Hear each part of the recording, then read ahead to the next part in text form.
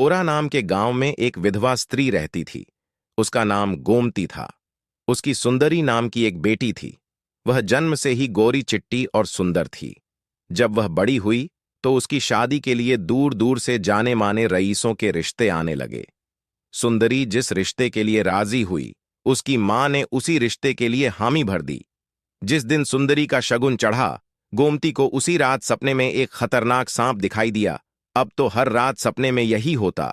वह नाग फन फैलाकर डंसने के बजाय उसके पैरों में अपना फन रखता, फिर उसे उसका वचन याद कराता। गोमती पसीना पसीना होकर डरी डरी सी उठ बैठती। मां की यह हाल देखकर सुंदरी मां से उसका हाल पूछती तो गोमती बहाना बना दिया करती। लेकिन सुंदरी के ब्याह के दिन जैसे जैसे नजदीक आने लगे, गोमती उस नाग के डर से पीली पड़ने लगी। आखिरकार शादी का वह दिन आ ही गया।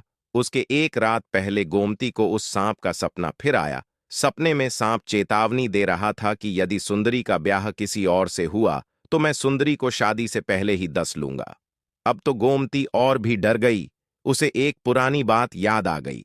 असल में सुंदरी जब गर्भ में थी तो गोमती को इमली खाने का लत लगा हुआ था। आए दिन वह नदी के किनारे लगे हुए इमली के पेड्ड से इमली को तोड़ कर ले आया करती थी। एक दिन जब गोमती इमली तोड़ने गई तो एक सांप उसके पैरों में कुंडली बनाकर लिपट गया।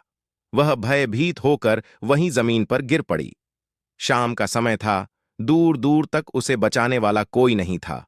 वह सांप मनुष्य के स्वर में बोलने लगा, मां डर मत, मैं तुझे डसूंगा नहीं। तू बस मुझे यही वचन दे कि तेरी जो कन्या होगी तू मेरा ब्याह उससे कराएगी। गोमती बेचारी मरती क्या ना करती। वह अपनी जान बचाने के लिए उस सांप की शर्त को मान लिया और उससे अपनी होने वाली बेटी का ब्याह करने का वचन दे दिया।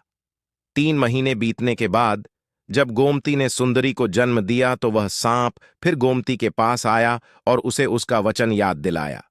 दिन बीतते गए और सुंदरी 15 साल की हो गई। वह बहुत ही निडर थी, जैसे उसके पिता रघुनाथ एक निडर सैनिक थे। सुंदरी अपने पिता के साथ नदी में तैरा करती थी। इस दौरान वह सांप भी सुंदरी के साथ पानी में तैरता रहता था, परंतु उसने कभी भी सुंदरी को काटने का प्रयास नहीं किया। उस सांप से सुंदरी को भी डर नहीं लगता था।